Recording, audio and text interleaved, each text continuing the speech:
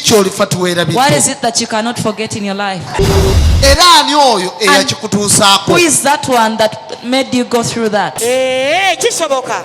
It is possible. What is your name? Erinnya lye gwani? Nangonzi Lydia. Ani? Nangonzi Lydia. Waweebwako bunabbi? Did you get a prophecy of what? Faananyi musumba. Buzibu ki? Kiki oyagala Mukama akole? What do you want God to do for you? Musumba njagala Mukama ampa omulimu ndabire famire yange. Kiki? What is it? Oli mu mbeera ki? How are you doing? Musumba sina mulimu ate mbadde nakavaamu olubuto nafirwa taata wange ne sisita wange weebityo. Mbadde musumba. Go and sit there. Genda otuleko wali.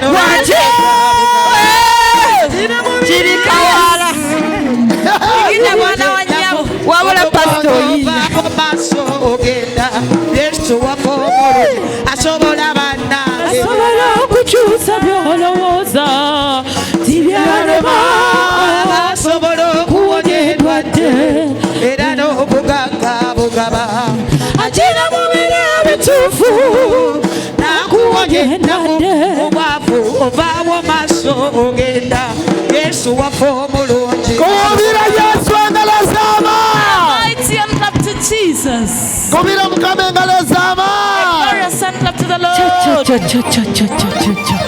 Sister, Oliotya. Weewulira otya? How do you feel? Weewulira bulungi. Obadde okisuubira nti Mukama asobola okukyusa bw'atyo? That God could change in this way? Nedda musumba era neyanza nnyo neyanzeege. Amiina. Amen. Genda ekyambalo ekyo You go.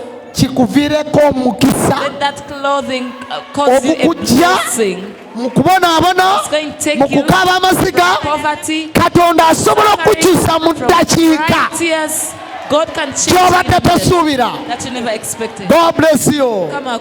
Tobira Yesu engalo ezaama. Clap for Jesus.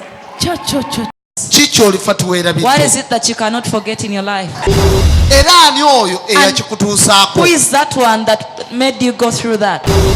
Tosobwa programu yo Kyolifa Tewaribidde wano ku ABS Television okuva ku Monday paka ku Lwokusatu ssaawa 4 ez'ekiro.